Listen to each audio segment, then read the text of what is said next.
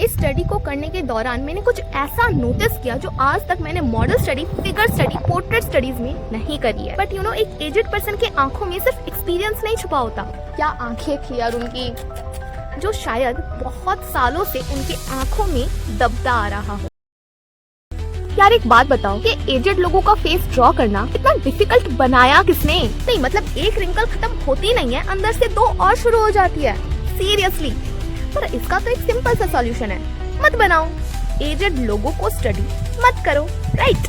But normal इंसान की नजर से देखो तो वो सिंपल है, बट एक आर्टिस्ट के नजर से देखो तो आप एक एजेड पर्सन की आंखों में वो नोटिस करोगे तो आप किसी भी मॉडल स्टडी या फिर पोर्ट्रेट स्टडी में नहीं कर सकते। इम्पॉसिबल है। और वो क्या है वो आप तभी समझ पाओगे जब आप उस चीज को करोगे। मैं यहाँ पे उस चीज का नाम एक्सपीरियंस नहीं दे सकती। आई नो एक्सपीरियंस एक ऐसी चीज है जो हर वक्त एज के साथ साथ डेवलप नहीं होती।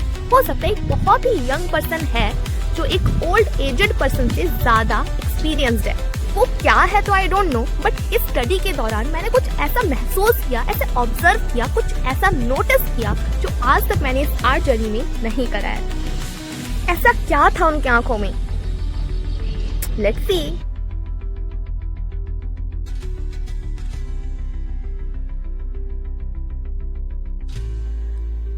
तो दोस्तों सबसे पहले यू हैव टू अंडरस्टैंड कि पोर्ट्रेट बनाना मतलब सिर्फ आंख नाक मुंह बनाना नहीं होता, बल्कि यहाँ पे सबसे बड़ा चैलेंज होता है ऑब्जर्वेशन का। जो जितना ज्यादा ऑब्जर्व कर पाएगा, जो जितना ज्यादा देख पाएगा, उतना ही उसे कम गेस करना पड़ेगा। And you have to understand कि you have to focus in what you see, not what you think you see। आप क्या सोच रहे हो, आपको क्या लगता है कि आप देख रहे हो, इस चीज पे फोकस नहीं करना है। अगर आपने इस चीज पे फोकस किया कि आपको जो लग रहा है आप देख रहे हो वही आप ड्रॉ कर रहे हो, इट मीन्स कि आपके दिमाग में पास्ट एक्सपीरियंसेस जो है उससे रिलेटेड सारी इमेजेस को मिलाकर ही आप ड्रॉ कर रहे हो, वो नहीं ड्रॉ कर रहे जो सामने है।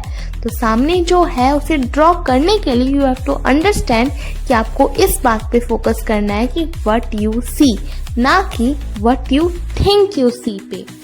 और व्हाट यू सी पे फोकस करने के लिए सबसे पहले आपको ये भूलना पड़ेगा कि आपके सामने क्या है, क्योंकि जब तक आपको ये याद रहेगा कि आप एप्पल ड्रॉ कर रहे हो या फिर कोई पोर्ट्रेट ड्रॉ कर रहे हो, तब तक आपके दिमाग में उस चीज से रिलेटेड जितनी भी पास्ट इमेजेस है आप उसी के थ्रू से ही आपके सामने वाले रेफरेंस को देखोगे, जिसके द्वारा ही आप ड्रॉ करोगे।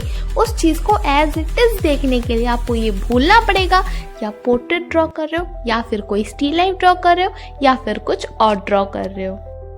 यहाँ पे जब आप रिंकल्स को ड्रॉ करते हो या फिर आईज को ड्रॉ करते हो तो एक हार्ड लाइन आपको क्रिएट नहीं करनी है, आपको वैल्यूज को देखना है और उसके डार्कनेस और लाइटनेस को पकड़ना है।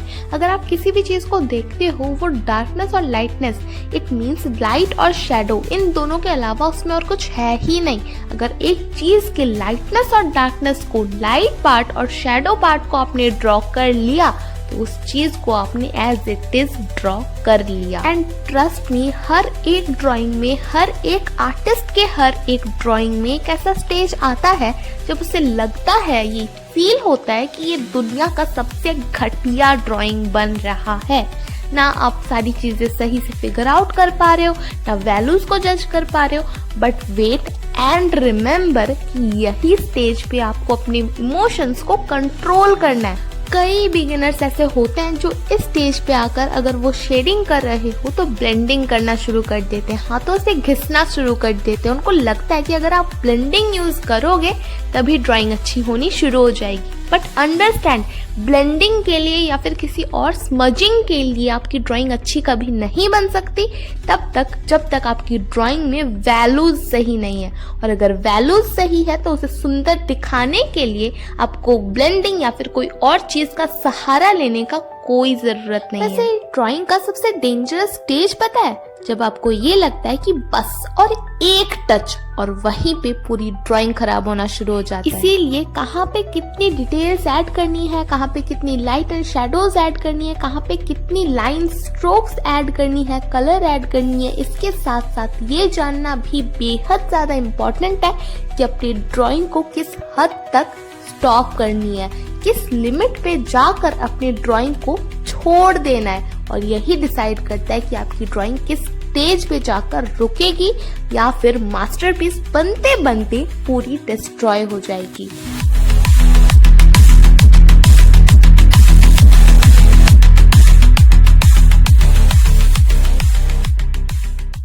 तो जो एक एजेड आंखों में मैंने फील किया है उसको एक नाम देने लायक एक वर्ड मुझे अभी तक नहीं मिला, बट अगर आप लोगों को मिला हो तो let me know in the comment section. और इस वीडियो को आप लोगों ने एंजॉय किया या नहीं, साथ साथ में ड्रॉ किया या नहीं, let me know in the comment section. ऐसे ही और भी बहुत से वीडियोस आने वाले हैं, तो स्टे ट्यून्ड। मिलते हैं किसी और वीडियो में किसी और नए टॉपिक के साथ। तब तक ब्रीथ आर्ट बिकम आर्ट।